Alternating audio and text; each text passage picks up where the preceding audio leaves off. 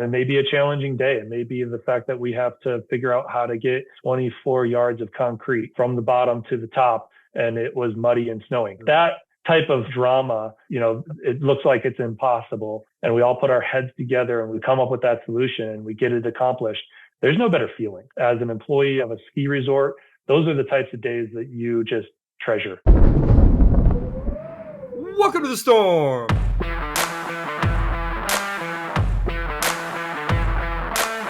I'm your host, Stuart Winchester.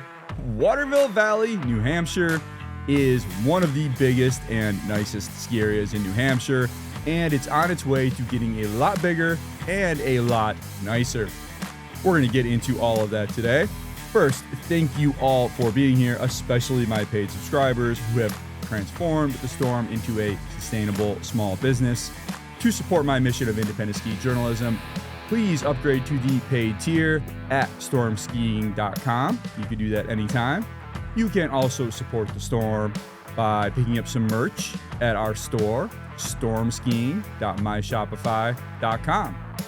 And of course, please follow the Storm on YouTube and Instagram at Storm Ski Journal. All right, let's talk about my partner, Island Snow Bus. If you live in Long Island or Queens, I know you have a long way to drive for skiing. Trust me, I'm in that same neighborhood.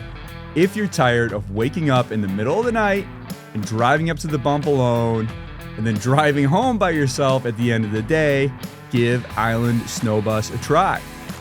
With pickups throughout Suffolk and Nassau counties, and in eastern Queens near the Whitestone Bridge, Island Snow Bus plans single and multi-day trips to some of the best-known ski areas in our region, including Stratton, Killington, Mount Snow, Jay Peak, Sugarloaf, Whiteface, Gore, Bel Air, and Hunter. When a big storm rolls through, Island Snow Bus will throw together a pop-up trip. Island Snow Bus offers packages that include both lift tickets and transportation, or if you're already rocking that Epic or Icon pass, just the bus ride. It is an early pickup, but crash out, get some Z's, be ready to ski upon arrival. And you can always find some ski buddies on the bus. There are always other folks looking for someone to ski with. To check out their 2025-26 winter calendar, visit islandsnowbus.com, where you can use the code STORM for $50 off your first trip.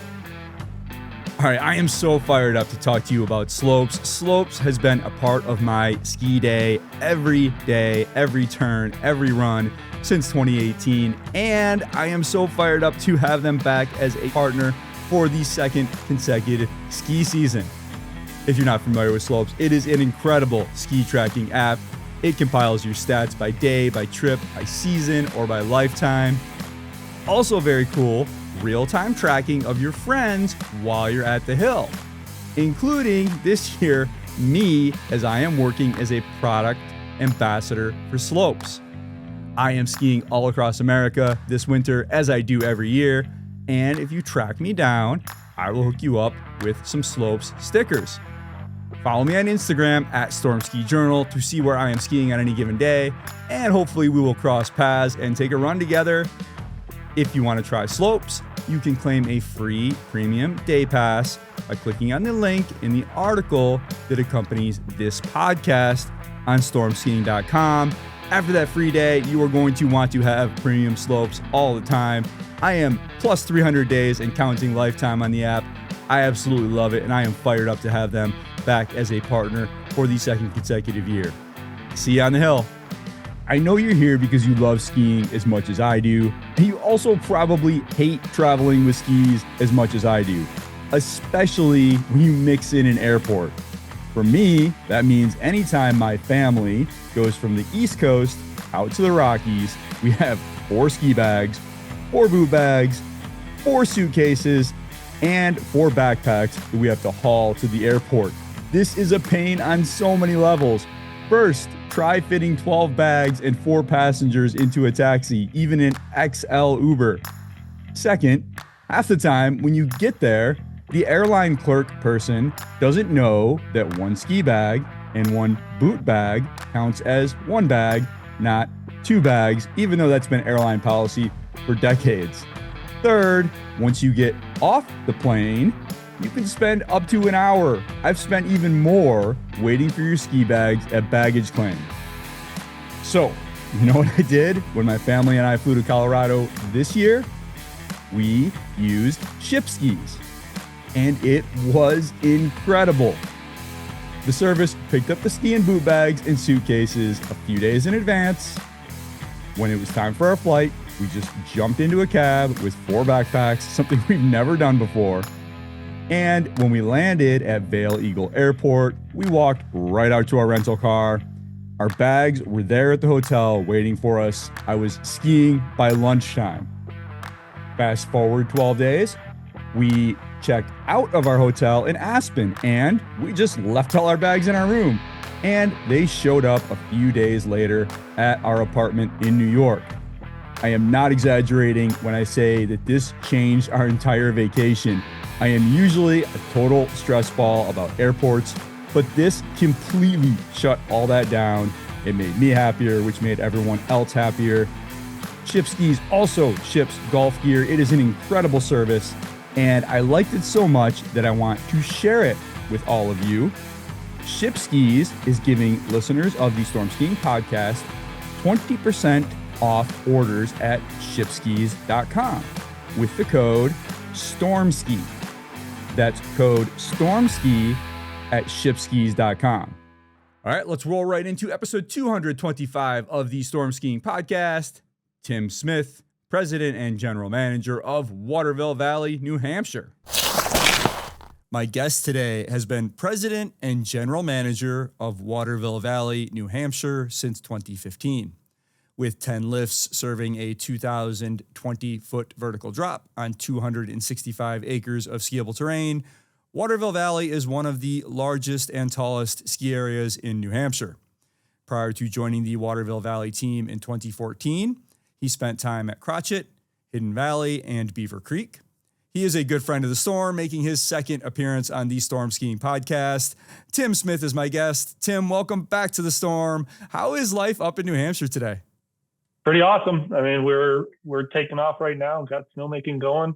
You've done a really interesting sequence of infrastructure upgrades since your arrival. And we talked about this last time you were on the podcast, which I think will end up being about exactly 200 episodes ago. It was in February 2021. But we talked about the High Country T-Bar and how you'd put that lift in place to replace a double chair, which last time I was there, I think is still standing, but not operating. I don't know if you've taken that out yet or if it's just the base building is still there. But talk a little bit about how and if all these things tie together and the World Cup returning to Waterville Valley in 2024 after a long absence. So in the past couple of years, we developed what we call the High Country training facility, and it's for early season training for our athletes. As you know, Waterville has a long history of competitive athletes here. We have the BBTS and the Waterville Academy here in town. And so we wanted to provide something to entice our local community to get training and get all the colleges we have on the East Coast and all the freestyle teams we have on the East Coast up their training. And came up with the idea, I don't know, probably 8 years ago at this point. And we kind of massaged it for a while. And I talked to Eric Webster from the U.S. ski team, and I said, look at this nice spot that we have up on top of High Country. We get 10 degrees colder up here than we do in the base area. I think I have a real unique area for us to be able to provide some training space, but I need to have a partner here that to do it for. And he immediately responded back by saying the border cross team needs it.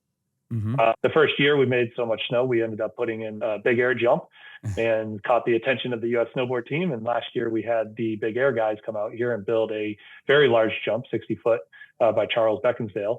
So we're starting to put a little bit of a dent into creating a training space for the U.S. ski team. All along, I really thought that we were going to see most of the academies and the colleges come to this training facility.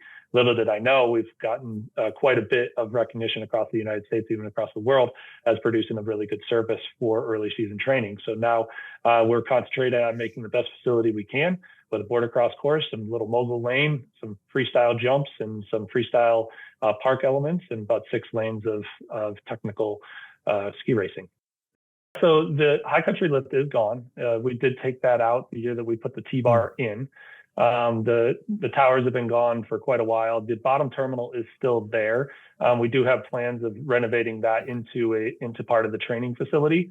But yeah, so that whole working with the US ski team is kind of a dance. We work together in a way where we want to host events, and we get a little bit of a feel for what kind of events they're looking to host on the East Coast. And we kind of dance with them a little bit on how we can do certain events here and what's going to really work well. And Eric Webster, I can't shout him out enough. He's been pivotal. He came from Waterville. He helped write some of the original snowboard rules for FIS.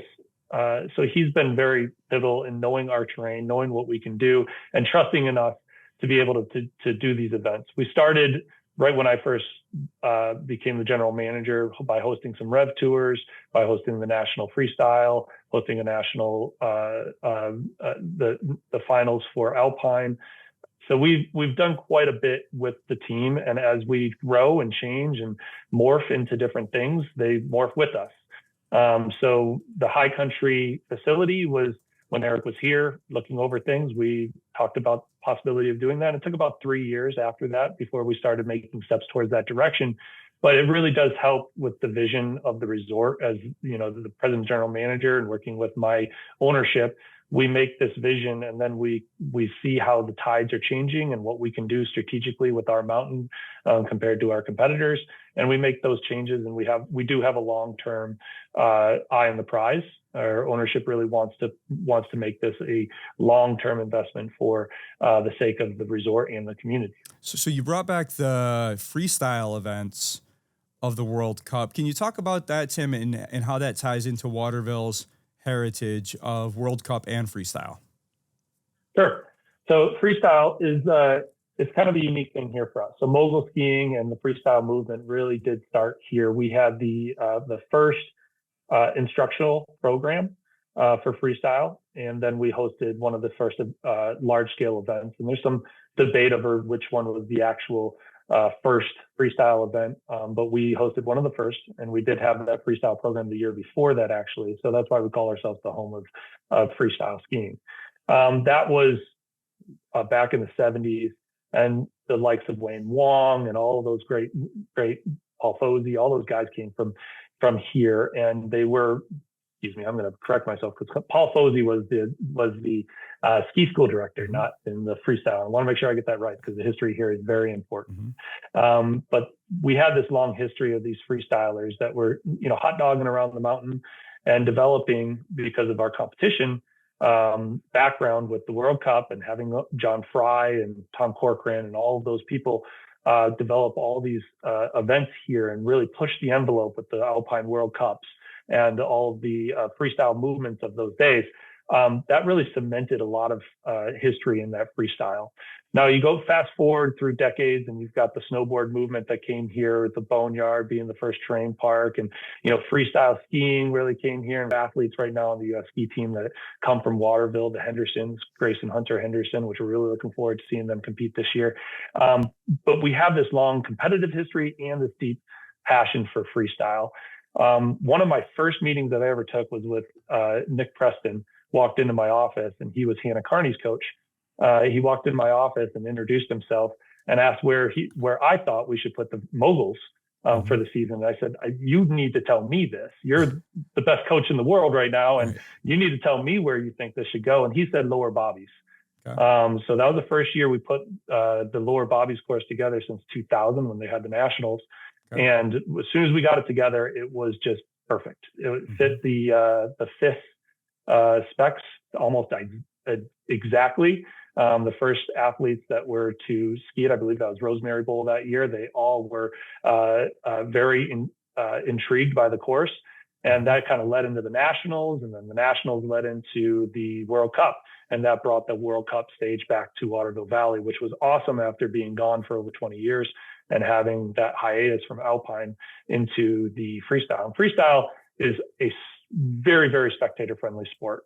When they do duels, I think it's one of the best spectator sports in the sport of skiing. And on the Laura Bobby's course, you can see the entire course from the bottom, which really adds to that spectator-friendly environment. We had great results the past 2 years that we've had it. Athletes absolutely love it here. We do it in March. There's a lot of spectators. It's just a great feel. And we get some national recognition for it also, which is wonderful for us as a resort. Why had you stepped away from the World Cup, or why had Waterville? And I appreciate you weren't here at the time, but I had a similar conversation with Sun Valley and Pete Sontag, who runs that resort, and they had brought the World Cup back, a different event, for the first time last winter since the 1970s. So why had it gone away from Waterville Valley, and what's it like to have it back? I guess that's a good question. I don't really have all the answers there. I know that we went through some ownership changes in the mid 1990s. So I believe the last World Cup was in 91.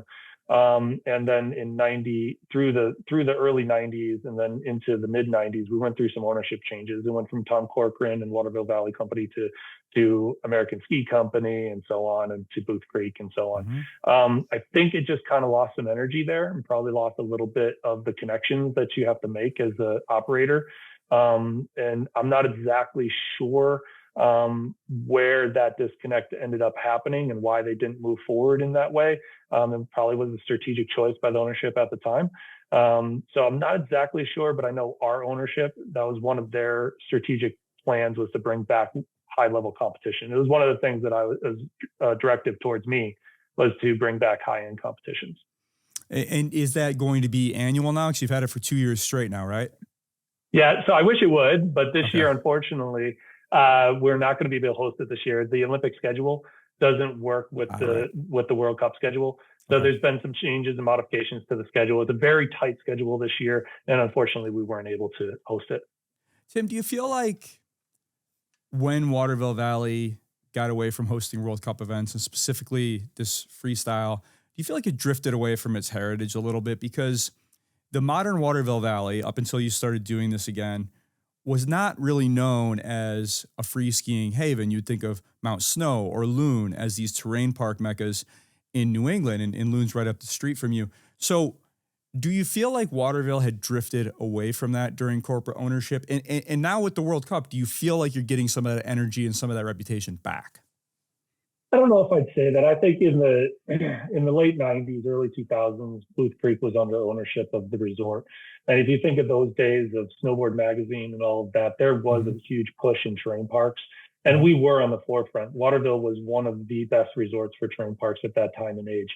I think that towards the end of that ownership, things were changing rapidly. And when you're going through an environmental change in the ski industry, and you're going through an ownership change in the ski industry, it's very hard to stay, on the forefront of whatever you're trying to do. The visions all have to align, and they have to be, like, as you said, you have to have that long-term vision and be playing the long game. And we're going through ownership changes.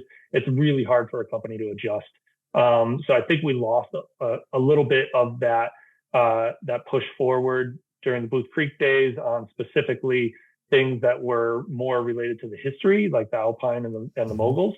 But they grew so much in the terrain parks and really made this a haven for terrain parks and terrain park riders. And if you talk to people, especially my age, we remember those days fondly. Yeah. And this was the golden age of building snowboard parks, and then became, just terrain parks. The skiers were welcomed back into that. And I remember being a child and looking through Snowboarder magazine and seeing Waterville and Snowboard magazine. Yeah. It was one of the things I knew about this resort was the long history of the terrain parks. So I think they just had a different history and a different moment in time than they did in the 1970s, 80s, and 90s. And now we're just in a different time frame, and we have different skiers and riders. I think it's one of the coolest things about freestyle is that freestyle is that it's free. You get to do what you want to do, and it changes generationally. I don't think a freestyle skier or snowboarder wants to do the same thing as their parents did. I think that we see a lot of unique different ways of riding on the snow and showing that artistic form. And you think back to ballet, and you think all the way through big air and aerials and all these different aspects of freestyle skiing. It's definitely changed over time, and I think that we're just in a different time frame. We do have exciting stuff happening on all fronts right now. I described with Charles Beckinsale building that jump last year up on high country. We did a new park in Stillness last year, which had really great reviews. We're concentrating more on the family stuff, the family parks. Mm-hmm. So our fun run is really great. That's been it's been a great addition to our family adventure. And we're adding train features and train enhancements across the resort to just kind of change the way people ride the mountain, which gives it a different feel and gives it a different sense. And I think that evolution always has to take place at every mountain. You just got to stay on the forefront of it. And it's easier when you have consistent ownership. Yeah, you have an interesting position because you're also very involved with Ski New Hampshire. I'm wondering who you consider your peer mountains from that parks free riding point of view in New England. I threw out 2, Loon and Mount Snow. I'm not really a parks guy. I like it and I admire it, but I won't spend all day there. I like to explore the mountains in their whole a little bit more. But who do you think you're competing with when it comes to the parks? I'm going to say McIntyre right now. Okay. Believe it or not. Okay. And I'm not saying that we're competing with them because they're actually very good friends of mine. Mm-hmm. But they have one of the strongest park crews I think I've ever been around. The passion that those guys have for parks. I think they do an amazing job there. Obviously, you've got Loon, you've got Mount Snow, you've got Akimo, you've got Stratton, you've got, all these other Sunday River, you've got all these classic train park mountains that have freestyle programs, and they're diversifying and changing every year. I think Loon has one of the strongest park programs I've ever seen. Mm-hmm. And the way that they diversify their terrain and the way that they change their terrain over the past few years has been really cool to see. I think they're the leader when it comes to how New England train park riding is evolving. I think they've taken that leadership role. So in Carinthia, I worked for Peak Resorts when Carinthia was just in its infancy. I saw that come up through, and I worked at Crotched and helped that program come up, and to see Crotched with mogul programs now. And I just think it's always changing, and that dynamic. Any one year, you could see any one of these resorts in this area put a concentration into parks and just have the right spark in the park crew, have the right spark in their operators and their snowcats, and all of a sudden they're creating really unique stuff that is. Sugar Blush is a great example. They have some really unique features. I don't really compare ourselves against one. I try to separate ourselves a little bit differently than all, and have our own unique taste on what we believe in, the way to express your artistic form on a mountain. Yeah, McIntyre actually makes a lot of sense. So for the listeners who are not familiar, it's about a 225 vertical foot ski area in the middle of, what's the city? I was Manchester. Manchester, thank you. It's right in the middle of a neighborhood. It's kind of weird when you drive in there because you're just in a neighborhood and then you're at a ski area. But that actually makes a lot of sense because that's how you keep the interest of the local demographic, the young kids who are going to come after school. And that's the Midwest model that you follow. I had an interesting conversation, Tim, with Tom Fortune, who was running Heavenly. And he was talking about how he actually backed away from parks because Heavenly was investing all this money into parks and they were so expensive. And what they realized was a lot of people weren't using the bigger features, and the park kids were going to North Star and Boreal anyway. So I'm wondering if you've seen over your 15, 20 years in New England, have you seen a correction in that way where the really good parks operations are really getting it, like Loon and Waterville and Mount Snow, and maybe some of the ones that were just marginally interested in it are stepping back from it? For example, you're not going to really find a park at Mad River Glen or some of the other smaller or more independent mountains. So have you seen that sort of thing? I've seen evolution. Yeah. Absolutely. And I love, by the way, I love being compared to Mount Snow and Loon. Thank you so much for that. That's a huge compliment. Those are some of the best park operations I've ever seen in my life. But the way that the change, the evolution has taken place is, we've gotten a lot of these mountains don't do any of the big jumps any longer. You really have to have a reason to put the big jumps in. You have to have a reason to put the half pipes in. Those reasons can be that you have a training team that's there day in and day out, and this is the product that they're demanding, and it's a showpiece for you then. And it's something that separates and gives you purpose to do it. There's other places that, their concentration is on the rails and the hard features and the skate style, and it's a different type of park. And sometimes that is it captures one portion of that market compared to, the highest end athlete who's going to send themselves off of a 60-footer and be able to do double corks.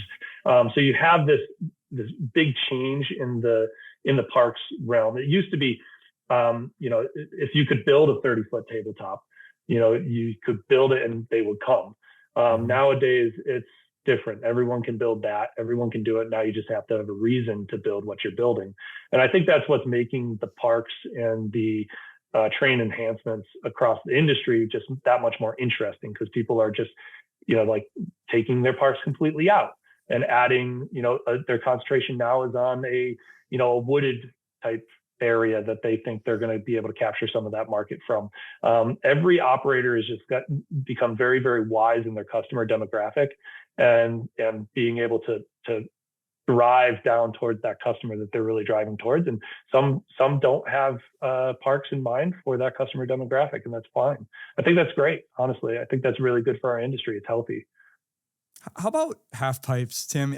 This happened kind of quietly and in the background, and all of a sudden I realized that you really can't find a half pipe anymore. You kind of like Copper or Killington, these really big places that's their whole demo. But it used to be every little place, Nubs Knob, Shawnee, Pennsylvania, all these places had half pipes, but now it's very, very rare. Why is that? Well, I got to say, when I was in Michigan, I'm from Michigan and Traverse City, Michigan, and Denny Hoxie and the Hoxie family was integral in developing the pipe dragon. And that was one of the first places they did it. They actually tried to make it at Mount Holiday. They tried to make a half pipe out of the sand, and then they were hand carving things. And it was a very interesting evolution. I remember the first Nagano Olympics, and they came back and showed us all the videos of cutting the half pipe. And that was a 13-foot pipe. That 13-foot pipe, anybody would go up a 13-foot pipe. It doesn't feel all that scary. And that was where I cut my teeth, is cutting a 13-foot pipe at Marquette Mountain when I was in college. It was a fun pipe. We had a lot of good times on it. And then the competitors that got good at it said, we need a little more transition. We need it to be a bigger transition, a little more landing pad. We can go higher and do bigger tricks. The next thing we did was the super pipe, 18-foot walls.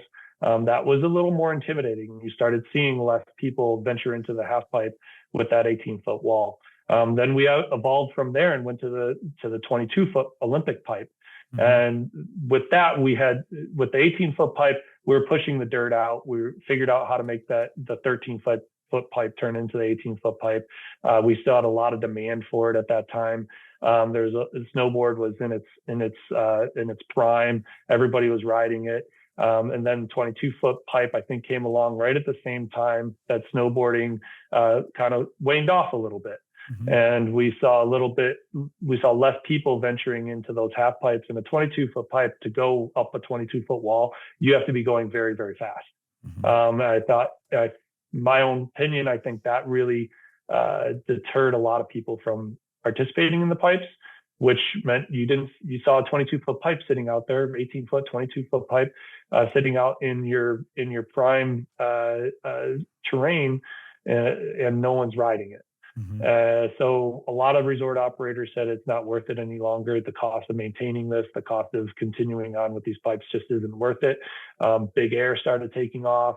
All the skate style parks started taking off. And we started pivoting a little bit more and getting a little bit honed in on who our customer was. And so a lot of places said, that half pipe rider just isn't my customer any longer. So I'm going to, instead of investing all that time and effort and money into that investment, I'm going to put that elsewhere. And we saw them kind of pull back and further. And next thing you know, we're down to just a couple pipes across the United States, unfortunately. However, there is a resurgence of the 13-foot pipe. We're starting to see them pop up at all sorts of different resorts, and I think they're still popular. So I think maybe there's a little bit of a resurgence there that we'll see over time. That we'll see the 13-foot pipe come back, and people start riding pipe again. Who knows? It's do you evolution. have a pipe at Waterville? We do not have a pipe at Waterville, unfortunately. Would you like to? Oh, I would love to. I just need a reason. the hard part is, again, I mean, we're competing against some really high-end terrain parks in this area, and we know our customer base desires to have more of those competitive parks. As we are Competitors Mountain, we have the BBTS program that really leans into that. We also have a lot of recreational skiers that like to have the intermediate parks, so we're putting a lot more energy towards those. And we're doing the border cross now. We have a full, we're having the FIS border cross. The Hole Shot series is coming here in just a few weeks. We're going to have the first hole shot of the year up on high country. So we're just dedicating our time and efforts into something we feel we're good at and we can be competitive with. Did you know Axess is a software company too? On one hand, we are a trusted provider for world-class access gates and RFID technology at hundreds of resorts across the U.S. But what really drives us is software. It's the software that connects every part of the ski resort operation, from ticketing to guest management. Best case in one fully integrated system. No patchwork, no extra vendors. Our solution bridges the gap by simplifying workflows, connecting touchpoints, and maximizing investment as the resort grows. Trusted by operators for decades, Axess combines proven hardware expertise with powerful software intelligence. Ready to unlock your infrastructure and take operations to the next level? Connect with your local Axess team at teamaxess.com. The evolution of terrain parks has been very interesting, and I also grew up in Michigan, and the early ones were snowboard parks, and I talk about this all the time. Skiers weren't allowed in, and we would go in anyway because otherwise you weren't allowed to build your own jumps. But they were very ramp focused, and I actually really like that, and I miss it because there's so many rails now. I don't really understand rails, like why they're fun. I just, like it looks fun when people do it, but it's too much balancing, and I just can't do it, and I fall off, and I just don't want to wipe out that way. So I just don't do the rails. But it's very hard to find ramps that are just ramps. They're like such complicated things, and they go over gaps, and all I want is a ramp. What happened to the ramp, Tim? Can we bring the ramp back? I think it is. I want like 8 foot of air. Honestly, I think it is. I think if you look at the skate style stuff that we're having come out, I think there's all sorts of, when you go to Europe, I went to Val d'Isère this past spring. And in Europe, there's all kinds of different features over there than what we have here. Customer demand starts driving that. So if you put in some just ramps and you're looking at 8 feet of air, and all of a sudden everyone's doing it, and you come in the morning and there's bomb holes underneath that 8-foot wedge that you put in there, right? It's obvious they want more of that. So we're going to give more of that. So in my opinion, that's how we, evolve in the terrain parks, and that's how we push that forward. And we watch what the participant is participating in, and we drive down that lane a little bit. So you've actually had, not only as an operator, but as a competitor, a much more front row seat to this than I have. And I've just been watching this from the sidelines as an occasional raider into the parks. So you mentioned you grew up in Michigan. So talk about skiing in Michigan and when you got into competition and what it was like back then. Well, first of all, you mentioned that you skied parks in Michigan in the past. Did you ever ski the Sugarloaf Park? Yes. Do you remember the bus and jumping over the bus? Oh, okay. I definitely wouldn't have been jumping over it. I might have run into it. I was not a very good skier in the Sugarloaf days. So those were back in the days when they had gaps, and I mean, there would be a lip and then a gap and then a landing, and there would be buses in between and limos with rails and all that kind of stuff. And so growing up in Michigan and being a part of a really unique environment where I was encouraged to ride terrain parks. I started snowboarding when I was about 9 years old. I was at Mount Holiday. Mount Holiday was on the forefront of a lot of the terrain parks back then. Our owner would Warren Brosh was his name. He used to push up all sorts of crazy stuff for us to go jump off of. And that pushed me into wanting to snowboard. And snowboard was cool. So I dropped skiing about 13 years old, just concentrated on snowboarding, got into a little bit of competition back then. Rode for a local snowboard shop, just had some flow out of the local snowboard shop, street level. Missed that guy, Ted. He was awesome. But we had quite a crew going around and competing in local competitions. And back then it was all about, spin to win, kind of like it is now. But, You didn't flip nearly as much. You were more just trying to get a spin, and I had a back nine. So I had a pretty competitive run under me. And I was also a ski patroller at the same time. So I got a lot of respect from the ski patrol and from the ownership, and they let me do things that probably shouldn't have let me do. But I was able to build jumps off the sides of the half pipes and all sorts of things. So it was really fun. It was unique. I was able to ride until I was, I think I was 17 years old, went over to Europe, actually built their teams, got to ride there for a while, and came back, was competing in a competition, and then went up to Searchmont to go do some free riding, and got up there and didn't look before I leaped, which is the lesson here, children. Always look before you leap. And I went down through the terrain park, and I was trying to do a front seven off of a tabletop jump. Didn't realize it was all ice, and ended up getting in the back seat and going out 60 feet onto my head on ice, and had a very severe concussion, broke my back in 3 places, and got put up in the hospital for a while, and ended up not being able to compete after that. So that was the end of my competitive days. And I learned a lot from that on how I, as a builder, I'm responsible for trying to make sure the parks are safe as safe can be as a terrain park, and really pushed me to get more towards the industry side of designing terrain parks and working on the terrain park side. So that drove me into, making sure I set an example as a ski patroller. Been wearing helmets since my accident, always wearing a helmet, always making sure that I was setting a good example as a ski patroller and as a terrain park rider. But yeah, that was my competitive story. Now my son, 15 years old, goes to BBTS Academy. He's one of 2 snowboarders down there right now. He just got back from big snow, heading over to Killington this weekend to go do some rails, and he's getting the proper training now. Now that we have airbags, and he has an airbag right down in town here, right next to the Snows Mountain chairlift. He gets to hit that all summer long, perfect his tricks before he takes it to the bag. He does it on the trampolines on the inside, takes it to the bag. He's got great coaching. He's got a great experience, and he's doing it in a safe manner. So it's great to see how far sport has progressed in having a bit of a safety culture around it. And it's taken us to whole new levels. So let's go back there for a second, Tim, because so it wasn't unusual, and I want to underscore this point. It wasn't unusual that you weren't wearing a helmet when this happened. And I don't know exactly what year it was, but it was sometime in the 1990s, right? Correct. So no, it would have been unusual if you had been wearing a helmet, competitor or not. The other thing that you mentioned that I want to pick up on a little bit was how that taught you to take responsibility as an operator for how the park is designed. And I want to take us back to the 90s for a second, because park building was very improvisational. It was very new. We didn't have this institutional knowledge. You didn't have like the great parks guy out at Brighton or whatever that you could bring into wherever.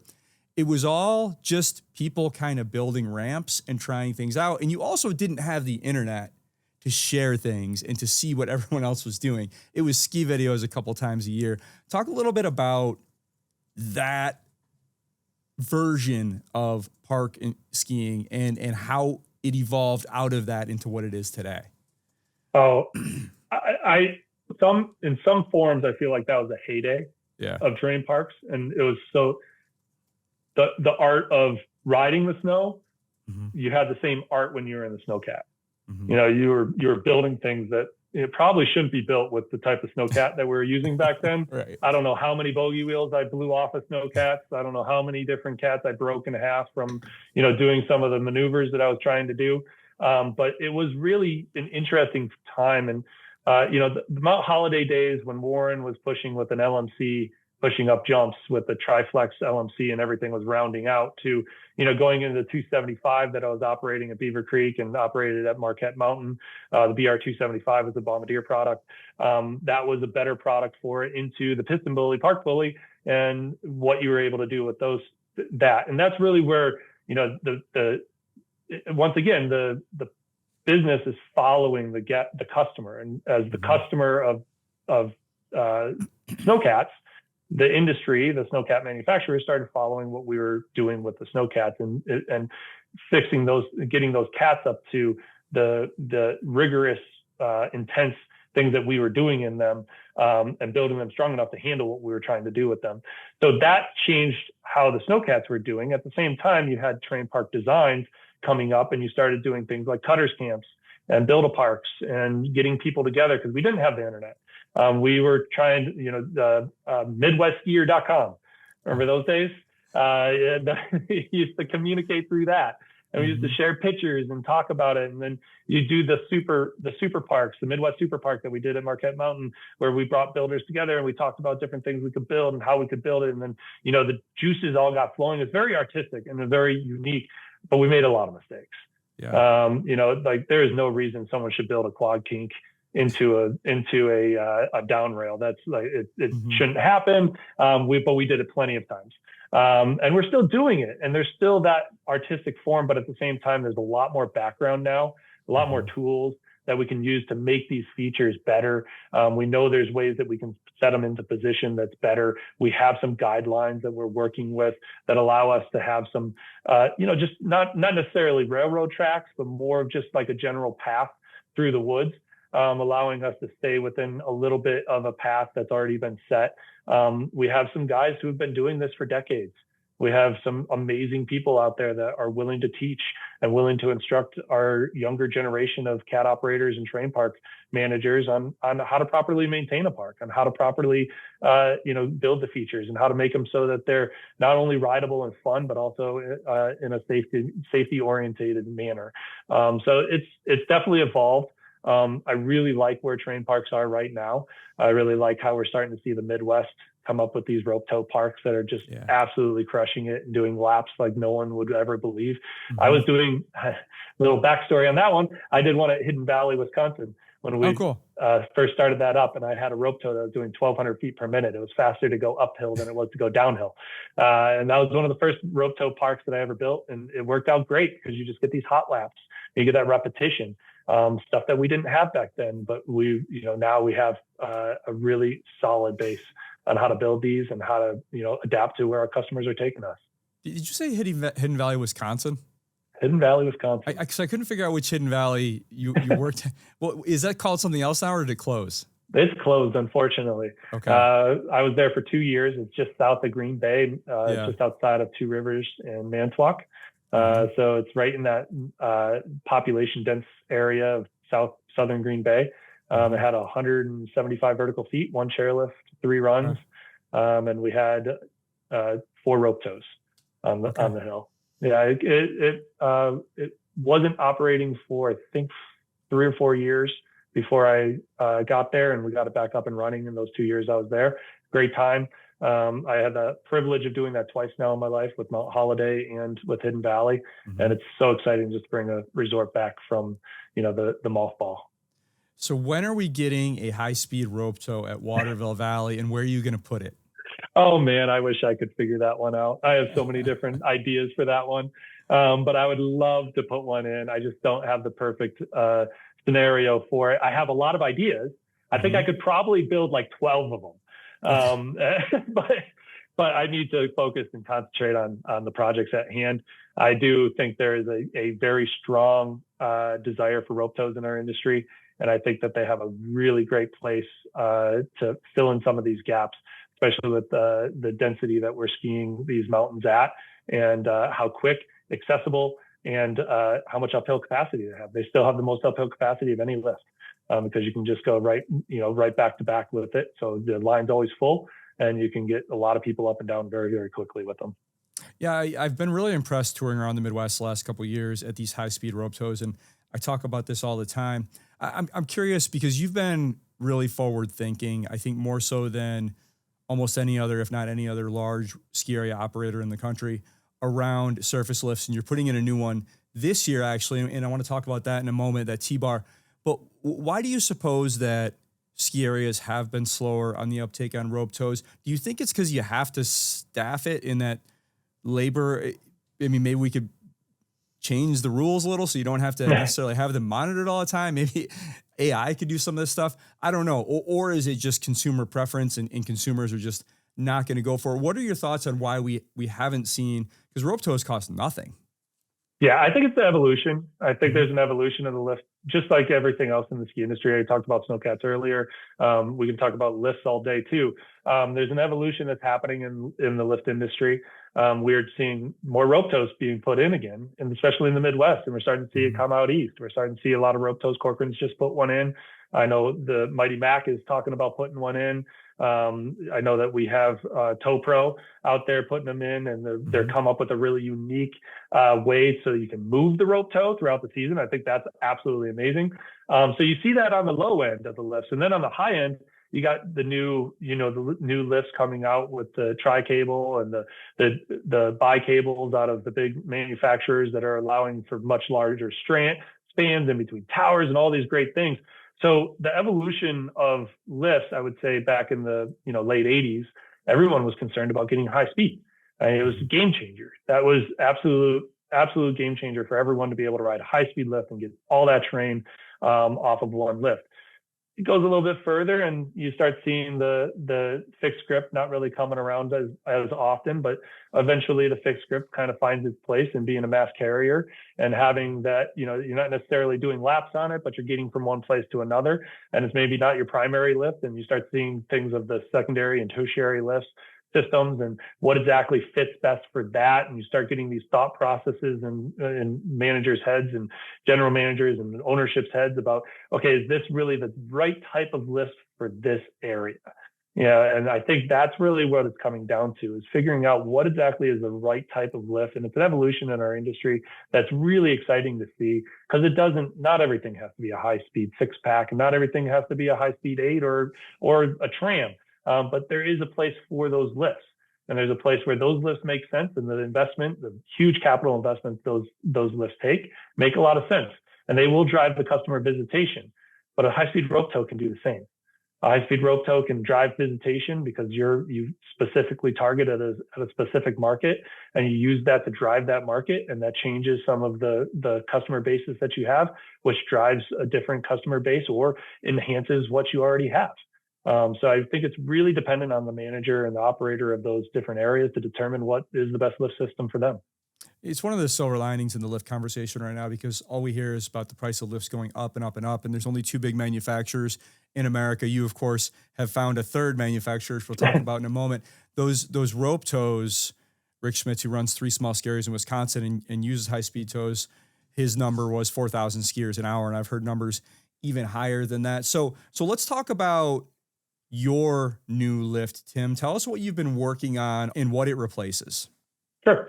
So we're putting in the Exhibition T-Bar. And the Exhibition T-Bar right now is replacing the Exhibition Platter Lift and the World Cup T-Bar. The World Cup T-Bar and Exhibition Platter Lift were under 300 vertical feet. Our new lift is going to be 600 vertical feet. The run that it goes on is lower whitecaps. We originally, when I came here in 2014, we had the World Cup Triple. It used to be on that alignment. We are going up to just below the chute, which is 600 vertical feet above the drive station. From that position, we can ski 33 acres. So you can ski over to Tommy's World Cup, where we host a lot of our alpine events, and we'll be able to get up to Coach's Knoll, which will allow us to host a lot of our events right off of the T-Bar, which we weren't able to do off of the World Cup T-Bar. We also will be able to access all of Exhibition, where the platter lift once was. And when I say all, there's an upper and a lower Exhibition. The platter lift would only access the lower Exhibition aspect of it.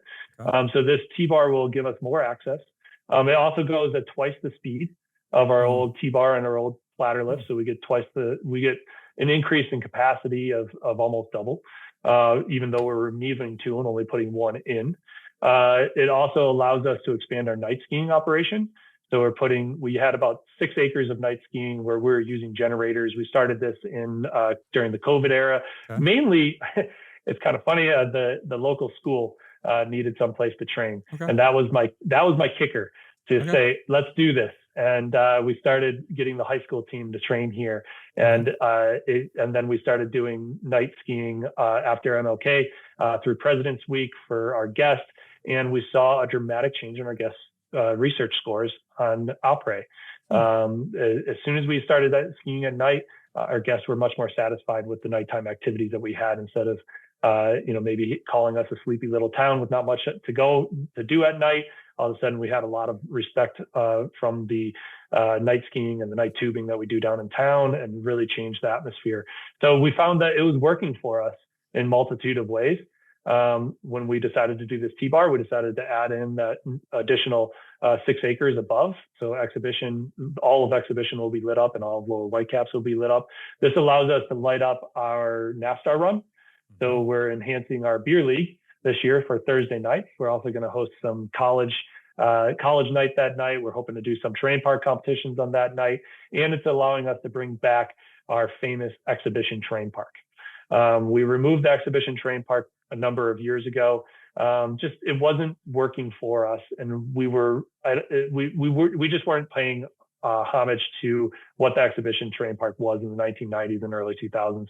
And we really needed to move on past that. And we needed to focus our energy towards our guests that were a little lower end of the terrain park. And so we focused a lot on stillness and moving the terrain park around for a little bit. But it does belong on exhibition. It's a great slope for a terrain park. The one issue that we had was the upper section. It has a very dramatic side slope to skiers' right. With the bladder lift being removed and following the bladder lift line, we can keep the terrain park on the fall line, and we can make the rail pads on top, just as any competition terrain park is now.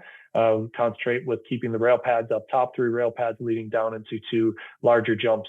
So we'll have a very good slope style course on exhibition. This will allow us to not only have exhibition terrain park lit up, but also on skiers' right side, we'll follow the fall line from skiers' left to skiers' right with our NASTAR course. So our NASTAR course will now be on fall line, and it will finish on skiers' right side of the exhibition run, which will give us the ability to operate all of that all at the same time at night, and adding more diversity to our terrain. Really looking forward to it. The T-bar is very similar to the T-bar that's on High Country, and it's an MND product, allowing us to have similar parts, similar construction. We engineered it in a way so we keep the same shivs, the same size haul rope, the same grips, the same carriers. So it's a sister lift to the High Country lift, which we've been very happy with. So it's a big project, and anytime you can go from 2 lifts to 1 lift, that's better operationally. Looking at the capacity listed on Lift Blog is 1,100 skiers an hour. I don't know if that's matches up with what you have. So that's a little less than what a double chair would be expected to move. Talk about the decision again, Tim, to go surface lift here. Why a T-bar was the right lift here, and if you can, the cost difference and what you paid for this. Sure. The stat on a double lift is actually 900 passengers per hour. The triple's 1,300. So it's in between the double and the triple. We did slow it down a little bit compared to the High Country T-bar. The High Country T-bar does go really fast because it's primarily for race training and for high-end athletes. The lower T-bar will be a little bit more for everyone. So we did slow it down just a little bit. The idea of going with the T-bar rather than a lift, to be honest, it's speed. The speed of a fixed grip lift is, you're maxing out at about 475. We can get this lift up to 500 without a problem, without having loading issues, without the passenger is able to use the spring box to be able to absorb some of that energy as they board the lift. So it makes for a smoother boarding process. It's also relatively short compared to chairlifts in this area, and so it runs up to the chute. I'm forgetting the exact distance there, but it's not a very long run, and it is servicing primarily blues and blacks. So we don't have beginners getting on and off this lift. So with all of that in mind, a surface lift it keeps you under the wind, it keeps your legs warm, it keeps you moving, you're sliding on the snow the whole time. For athletes, that's very important, as you're always working on your twitch muscles and your stability muscles, and so you get a little bit more of that as you're going up the run. And it's just fun, to be honest. You get to go up there quick. You get to bounce right off the T-bar. You feel like you stayed on your skis the whole time, so you get down the run really fast. It just has a really cool feel. I've always loved that feel of a T-bar. And with the new technology and the new spring boxes, it's a much easier ride than they used to be.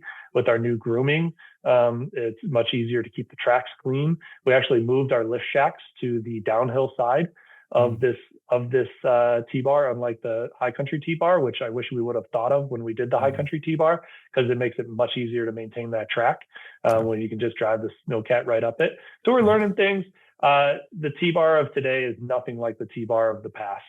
And I think that there's a real good, healthy spot for that type of a lift. We have 2 of them now here at Waterville, and I think I know I got a lot of flack for the first one that we put in, and now I'm not hearing any flack for this one. So looking forward to everyone enjoying it. What can you tell us about the cost? Oh, sorry. Yeah. So cost wise, T-bars are about half of what a fixed grip is going to cost you. Now, fixed grips are primarily quads now, and that's down to carrier cost and transport feet and all of that. It's just much more cost effective to go with the quad, and those quads are going to be about twice as much as what a T-bar is. But all of that is far more expensive than those high-speed rope tows, by the way. So. Yeah. The figure you gave me for high country T-bar was $750,000. How much was this one? About 1.2, and those parts, and that's not including installation cost. So we're roughing, you're coming in around that, somewhere in that 2 million mark, probably, when we're all said and done, for the complete expansion and work that we put into this. And you self-installed, I think, and fewer ski areas do that these days. There's very few that have the in-house expertise. Talk about why you did that and how it went.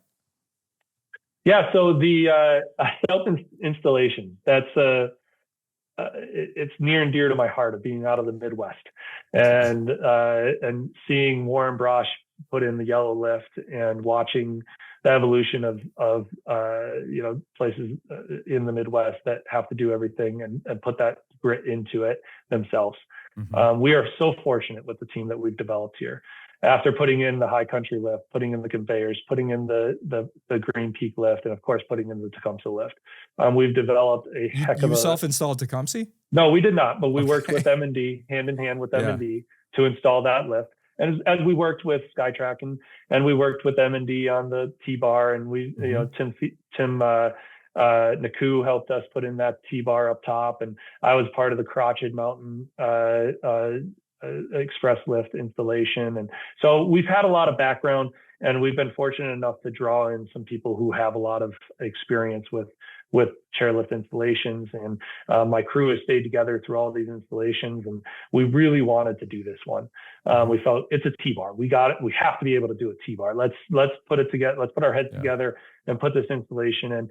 What this really allows us to do, and one of my strongest positions that I've taken with my crew, is we want to stay together.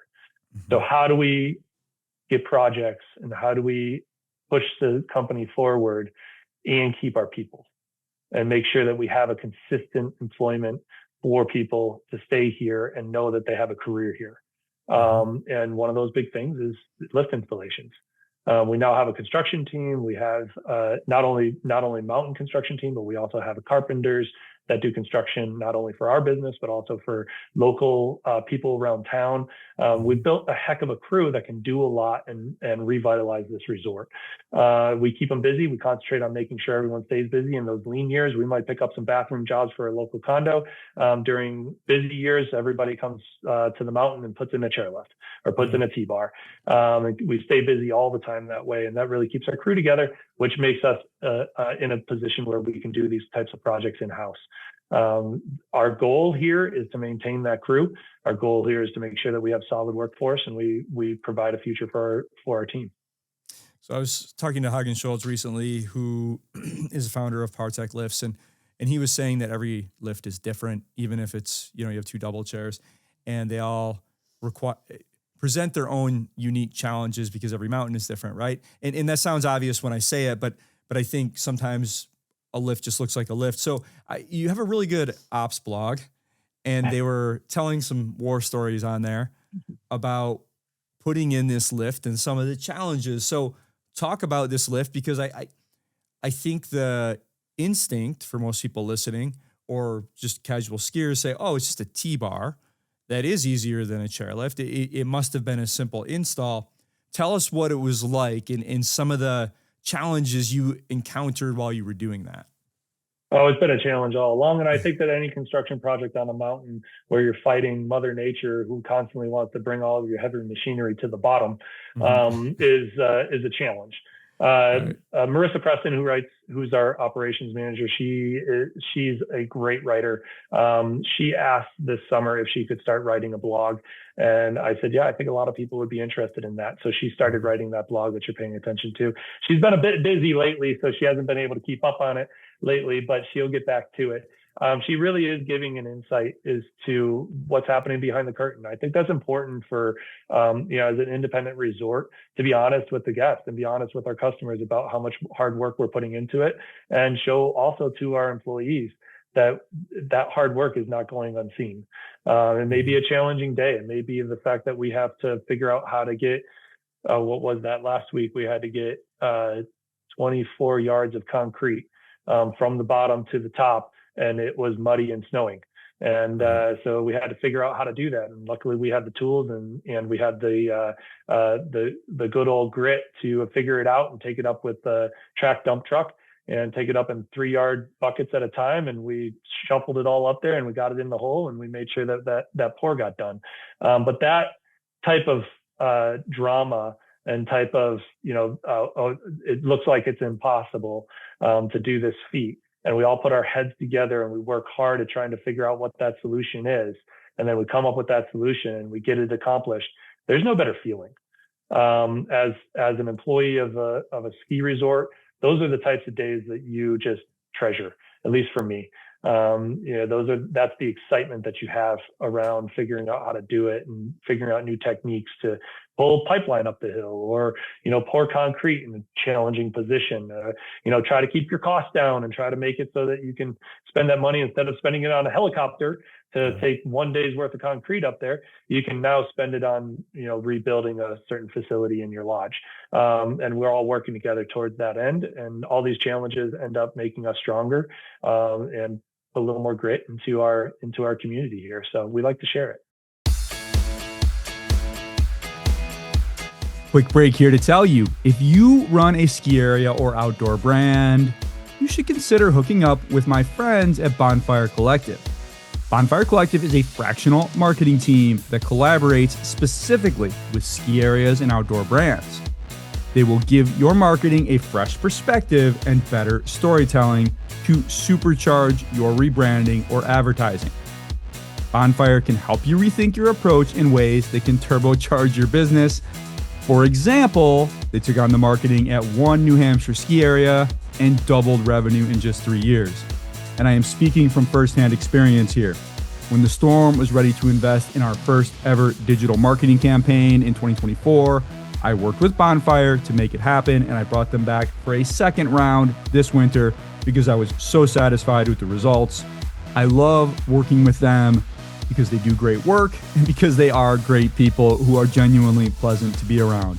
If you want to get started with Bonfire Collective, you can start that process by talking to Eric over at Bonfire Collective. Eric was a co-founder of Bluebird Backcountry Colorado, the first human-powered ski area. He knows the ski business, as many of my listeners realize, because Eric came on the podcast last year and told that story. Visit bonfirecollective.com to connect with Eric, or I will be happy to make that connection for you. Back to it. I want to talk about the Tecumseh Express a little bit. And for folks who aren't as familiar with Waterville, the reason why I gasped when I thought you self-installed Tecumseh, this is a major lift, 5,699 feet long, 1,585 foot vertical rise, 6-pack lift with bubbles. It's one of the nicest lifts in New England, maybe one of the nicest lifts in the country. It's a beautiful machine. Put this in 2022. I was a little surprised, Tim, to see that you had to replace some of the bubbles already. What happened with the bubbles? Yeah, so we think we had COVID era plastics. I think that's the best way to say this. The plastic it didn't have enough UV protection inside of the plastic. So this is after, we had a few bubbles that had some accidents. We had a little bit of vandalism damage. And then last year, we were trying to figure out a way to replace some of that plastic. And so we were working with a plastic manufacturer out of Pennsylvania, State Plastics, and working with them to try to figure out, could we make a bubble instead of buying bubbles that needed to go from China to Switzerland to America, and all this transport was just cost prohibitive. Is there a way that we could possibly make a bubble? So we were pretty far down the road of trying to make some replacement bubbles for the lift. And then by Christmas, we went from having 6 broken bubbles to having, I believe, 20. And then by MLK, we had another 20. By the end of the year, we had 64 out of 85 bubbles had holes in them. And so we realized there was something wrong. So we leaned on the plastic manufacturer to help us out a little bit. And they said, well, the plastic's just the wrong chemical. We need a different chemical to hold up to the New England conditions, hold up to the sun, hold up to the UV rays, all those things that we didn't really understand. Luckily, we had an expert that helped lend a hand with that. So we were able to design a new bubble. It has a different type of molecular, that's why I can't do science, has a different compound in it, which allows us to have great assurity that we're going to have a very good, robust bubble. We had one on the line last year. We had a prototype, and it lasted through the season with very little graffiti damage. It lasted through the season with complete integrity. We took it into the shop. We beat it with baseball bats. We tried to make it break it. We put it through its rigors, and we developed a way to do it so we could produce them in the United States where we don't quite have the large enough press for a 6-pack lift. We were doing it in three pieces. So when you see our bubble, there'll actually be a little seam right before the edge, which allows us to have 3 separate pieces on each bubble. Right now, I believe we're about 60 bubbles in. So when we get here, there'll be a few bubbles with some small holes in them, but none of the ones that have the big blown out fronts like we saw at the end of last year. We're excited to have some good bubbles there and have some better experiences for our guests. It was a big disappointment, though, I will admit, to see that those bubbles fail so quickly. Fortunately, we were already down the path for a solution, and we didn't have to wait very long to just say, you know what, let's pull the trigger, let's go, let's make this happen, and we'll deal with all the back end of this when we get finished. So we're just trying to work with everybody and try to get the best product out there so that the lift stays to that high quality that you experienced when you saw it. So I recently had Mike Salamano, the president of Killington, on the pod, and I asked him why the new Superstar 6-pack wasn't going to have bubbles when the Snowden 6-pack that Killington put in 2018 did. And he gave a lot of reasons. Principally, it's a shorter lift, but he also mentioned that Snowden bubbles cost $15,000 a piece to replace. So I imagine you were looking at something similar for Tecumseh. How much were you able to save by figuring out an alternate route in manufacturing them in the United States? So the numbers aren't exactly final because it took a lot of R&D. So to calculate in the R&D and then get through, so we're 60 or so % done. Well, we're more than that, but we're well over halfway done. Right now, we're looking, under the $5,000 mark per bubble. Oh, wow. So it's getting to a point right now where we know we're significantly less, and we're able to build a good product, and we got the forums already built out. So we're feeling really good about where we're at. And he is 100% right. The maintenance on the bubbles, maintaining the graffiti that gets on there, maintaining the look and making the quality product that you have for that is extremely hard. I think you have to have a really good reason to have a bubble on your lift, and you have to thoroughly think through that. It can't just be for the flash. It needs to be for the customer experience. For us, it made a lot of sense because we have such high winds. We're on a ridge line with that lift. It's our primary carrier. It's our showpiece. It's our main hauler. It made a lot of sense to make that as comfortable as possible. We could have actually made a lift that was more wind robust. Barthollet has a lift that they produced that showed, they put it in a wind tunnel and they showed how much better that carrier was than a bubble lift was. But at a certain point, you don't want to be out there anyways. And we believe that our bubble lift hits that point If you're uncomfortable in high winds, you probably don't want to be skiing anywhere past where we can safely operate that lift. We have dramatically reduced the number of days. We went 2 seasons without having a wind hold for a full day. This past season was the first full wind hold days that we had, and we had some of the worst wind that I've ever seen at this resort, and we only had less than a handful of wind hold days. So the technology that we have through M&D and Barthollet and the due diligence that we did for years in advance before we put the lift in, of asking, for the wind tunnel data and really evaluating, what affects the wind, how a lift is robust against wind. We pull very high tension on this lift. We have a 54 millimeter cable on this lift. We have the heaviest carrier, 6-pack carrier on this lift, so it can hold up against those winds. And the bubble does add some aerodynamics to it, but it definitely does also create a sail at times. And we've all seen those horror pictures of watching those bubble lifts really sway in the wind. Mm-hmm. But when they're operating appropriately and when you're moving the lift and you've got them loaded, I'll tell you what, that new technology is something else. It really does hold up to those winds. So Sunday River, right up the road from you, put in the Jordan 8-pack. It's a Doppelmayr machine, same year as you did in 2022.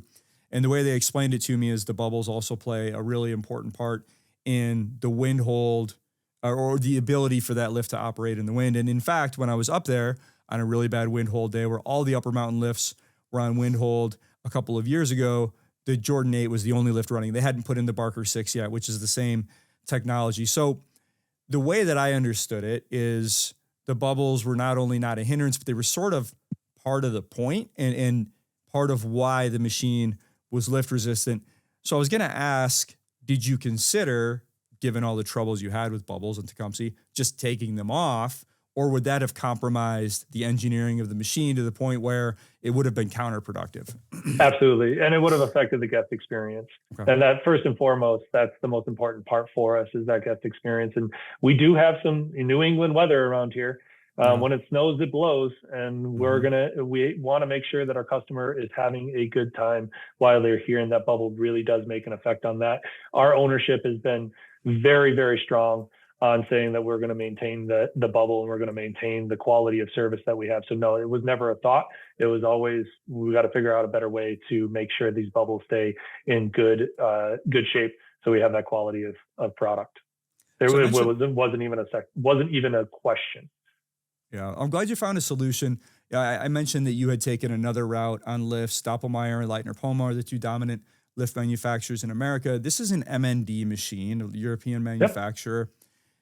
Yep. And it seems like you went with them again with the T-bar. Curious on a couple things here, Tim. It seems like those bubbles are a pretty big fail. Was that an M&D thing? And were you able to work that out?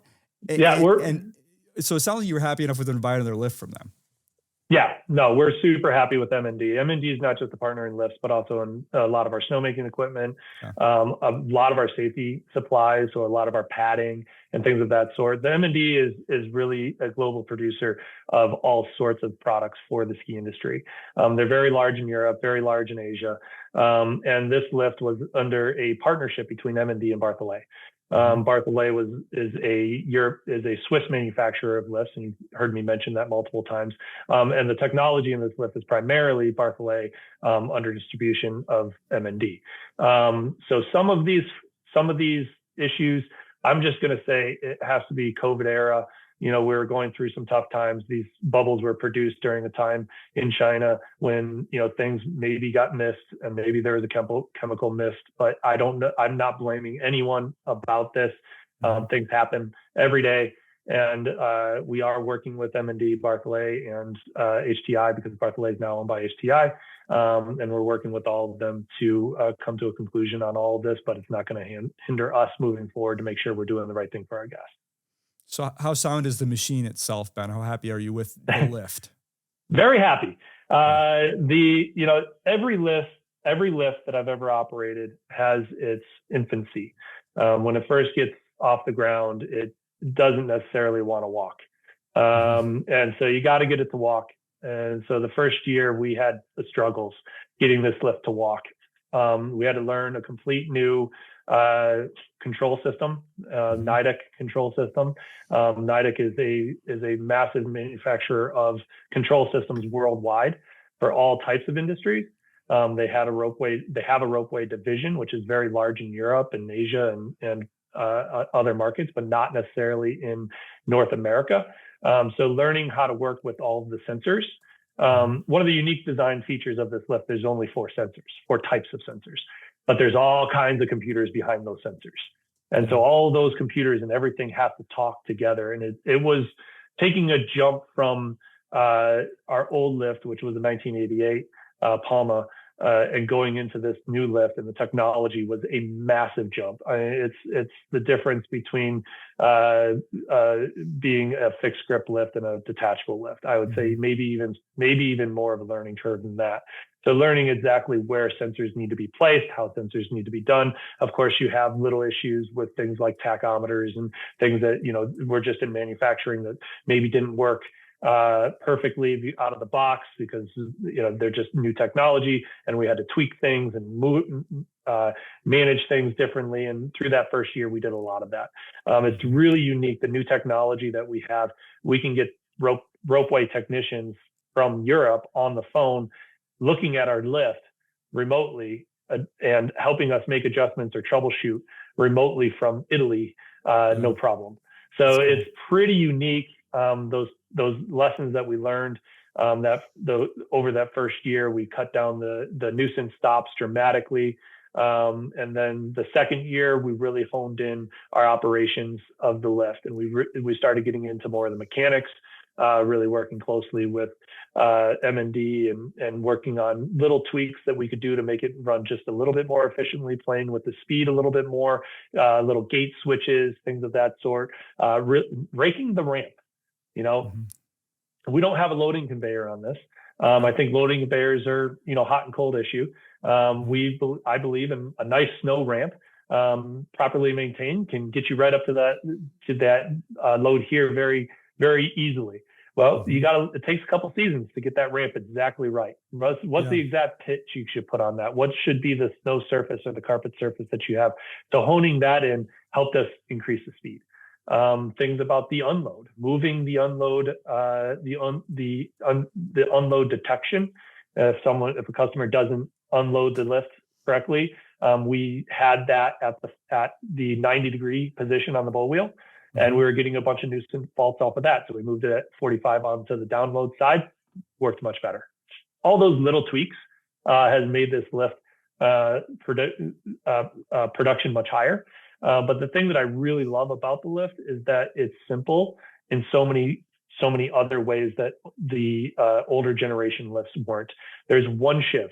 Entire lift has one shiv liner. There's not a difference between a depress and a support tower shiv wheel or shiv liner. The deflection shivs inside of the top and bottom terminal are the same shivs that you have on the towers.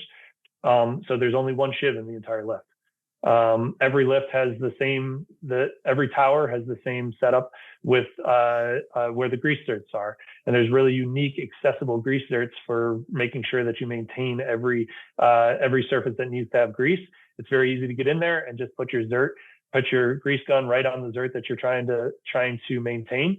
And it's very easy to see that you've done it, clean it up. Very accessible. You can walk on both sides inside of the terminal, the base terminal. You can walk and work on both sides of the Excel decel and the turnaround. So you get a lot of good access there. The top terminal is a unique station because we decided to go with a more slick design that only covers the Excel, decel, and turnaround and doesn't cover the middle bow wheel, which gives it a unique design to it. But it also allows us to keep those tighter and not have as much weather components up there, so you don't have as much blowing snow into the components of the top terminal as we experienced with our other lift. So I've been extremely happy with it. There are nuances, as any lift that has nuances. I don't believe it's any different than any other manufacturers or any other new highly technical lift, and I've been extremely happy so far. So that's the centerpiece, and you've done a lot since taking over as GM in 2014-15. Green Peak expansion, that's done. You have the Tecumseh, you have the new T-bar up top, you have the new T-bar down low, you put in some carpets. Let's talk about the master plan.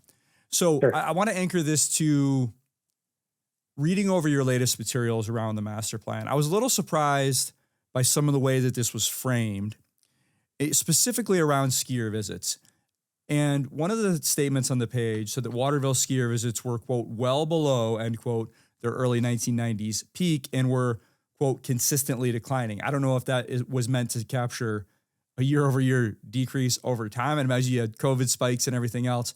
So, I'm reading it as I understood it, but you can clarify for us. So talk about those figures, the competitive landscape in New England is evolving. I know we talked about terrain parks, but just more broadly, and how the master plan would solve that. I know we talked about the master plan when you were on before, but that was 4 years ago. So I'm assuming that we have a lot of new listeners at this point. So if you can break it all down for us through that lens. Sure. So this is one of my most passionate subjects, is trying to figure out how to develop a mountain, how to develop a resort to meet the potential. Mm-hmm. One of the major reasons I came to Waterville were the ownership's desires to make this better and improve it. Waterville was one of the first major mountains on the east. We had, 2,000 vertical feet. We've got the Stately lifts went in the 1960s. We had World Cups. We had, an Olympic skier, Tom Corcoran, leading up the charge. We had this beautiful village that was getting developed in a true resort theme.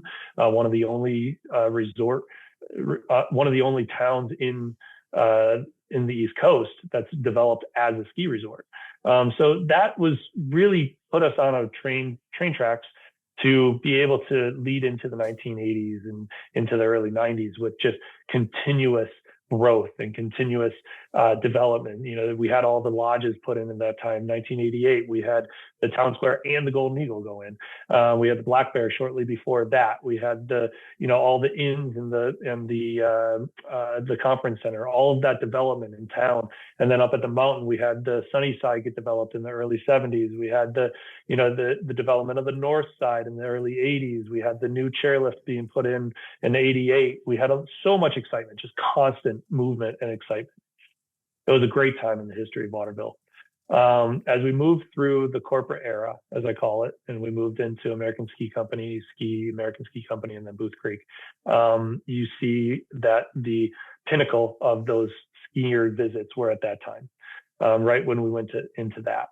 I think we had a little bit of a dysfunction in the community around Waterville. We had the town who was on this path of growth and change, and Tom Corcoran was really this great leader to develop down that change. And then we had the National Forest Service and working hand in glove with Tom as he developed the resort. And then we had, the bankruptcy of 1994. I think we got a little bit scared, and there was a little bit of hesitation to move forward, both on the ski resort ownership part and also on the community part. We also had, the Tom Corcoran's company, Waterville Valley company, was still in existence. They still had a lot of real estate in town. So there's a little more nuance to expansion. And it was a little bit muddy waters back then. They still had the desire to do it. 1997 master development plan still had Snows Mountain in that development plan, still had the town core getting developed, still had the development of a town core lift coming out of the village and going up to a ski resort. So there was definitely aspirations, but it was a little bit more of muddy water to work through everything.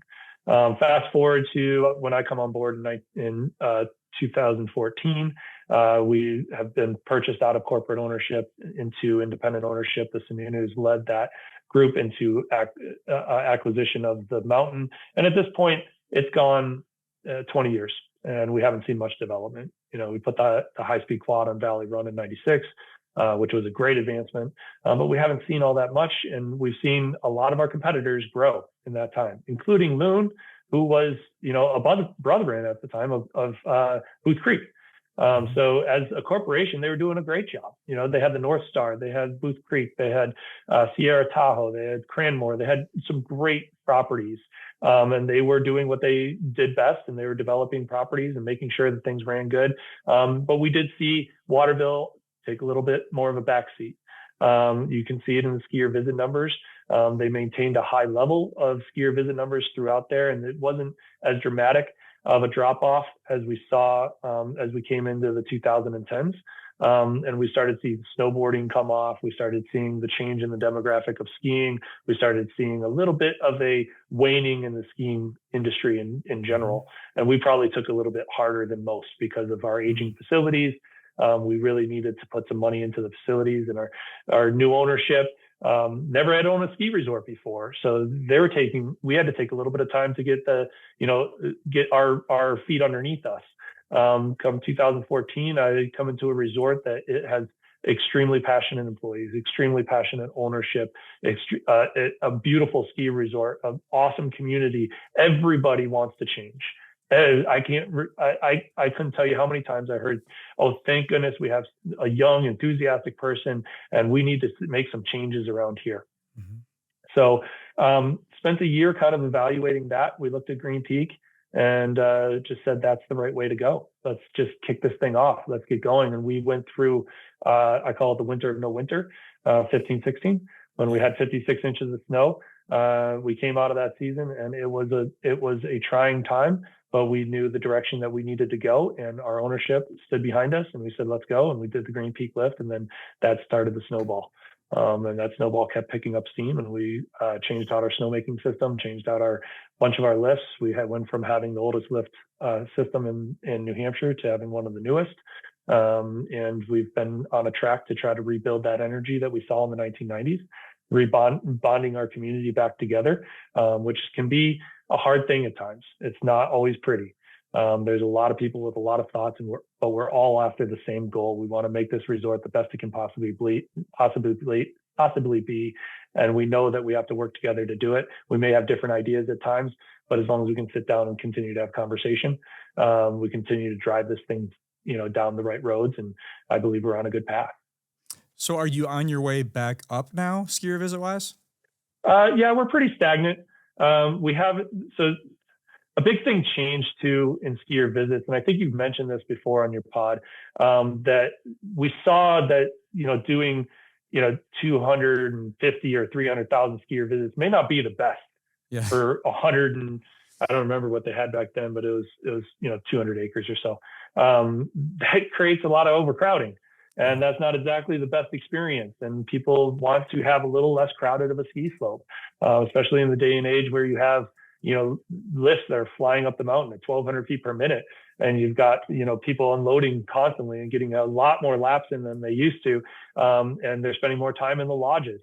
And the lodges need to be in a different condition than they used to be because, we're spending more time in there because we're tired. We get a lot of runs in these days. So I think the times have changed. And it's not necessarily that we're trying to ski a ton more skier visits. We want to maintain a high quality skier visit. And I believe that transition that we made in 2015, 16, ending a lot of our discount days, we ended the $1 day, we ended 2 for Tuesdays, we ended a bunch of these discounts. We started transitioning more towards the modern season pass model with the Kids Ski Free model. We started trending towards the White Mountain Super Pass and the New Hampshire College Pass, and trying to compete on a pass basis as all these other pass conglomerates were coming together to do that also. We got on the Indy Pass. We did that. We made changes to make sure that we were getting the right quantity of skiers at the right quality of surface. And I think that's been proving successful as we've seen our skier visits slowly increasing, but not exponentially increasing like we saw back in the late 80s, early 90s.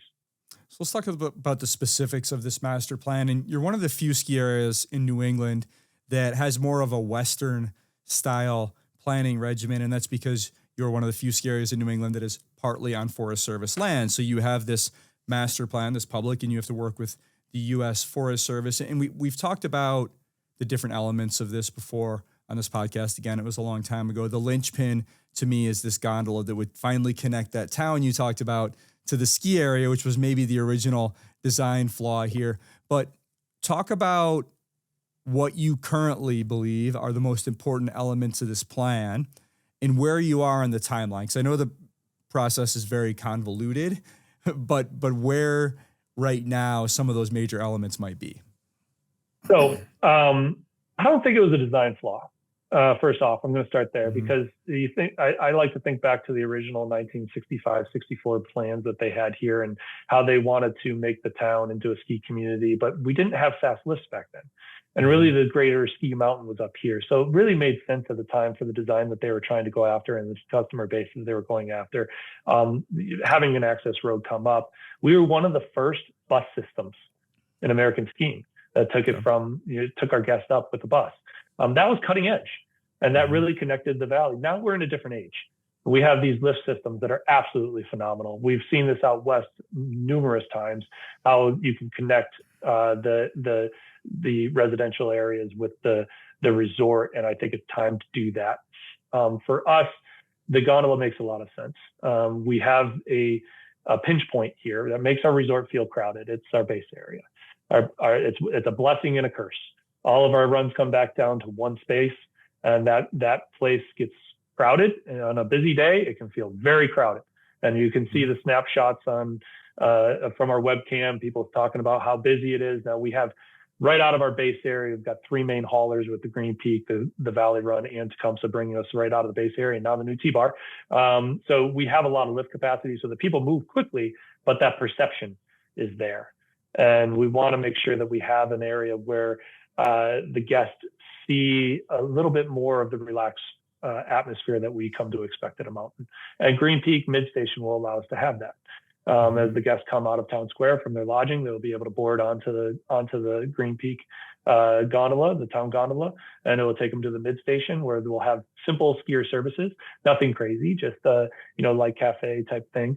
And then it will take you up to the top of the Green Peak Mountain where we'll have a very nice visitors welcome center, where we will be able to host grandma and grandpa who want to meet up with Joey and Jill for dinner or for lunch.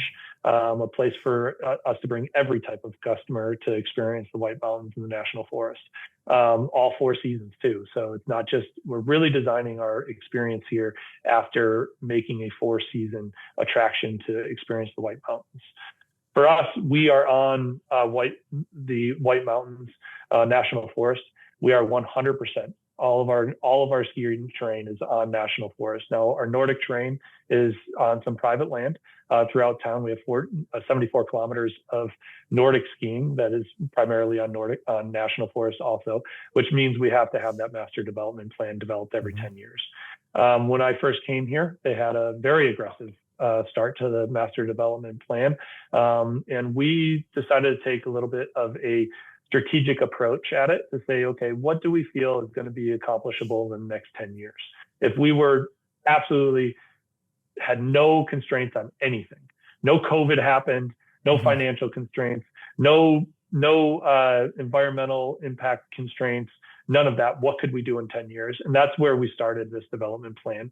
And we looked at the major linchpin as being that expansion of our special use permit, our SUP.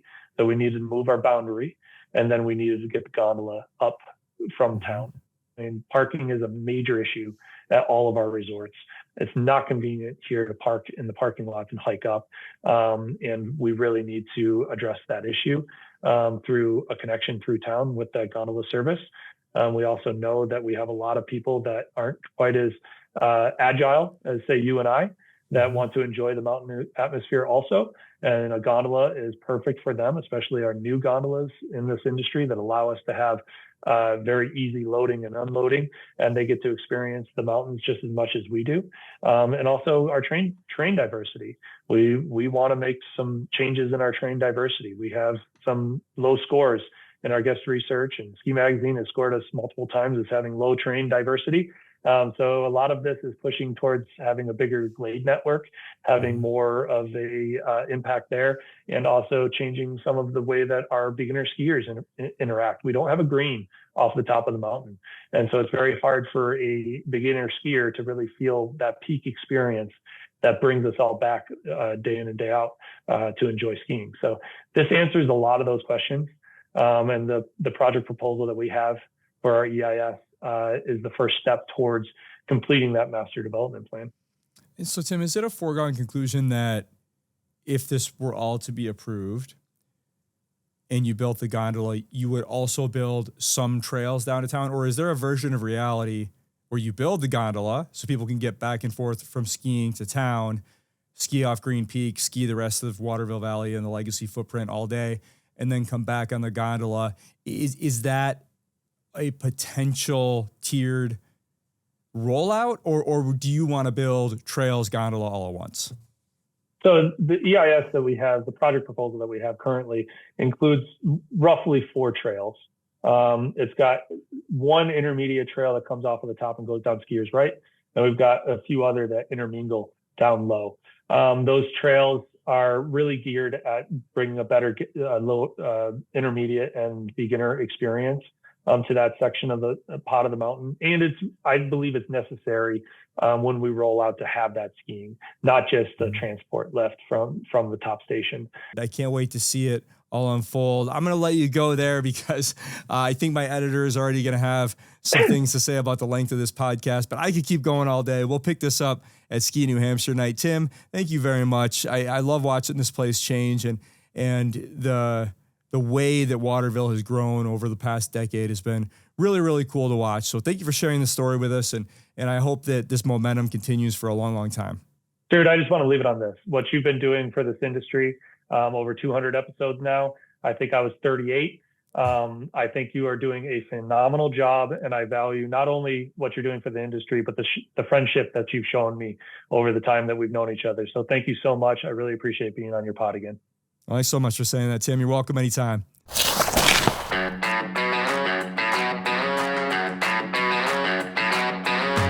All right, that was our friend Tim Smith, President and General Manager of Waterville Valley, New Hampshire. Thank you so much for that, Tim. Excellent as always.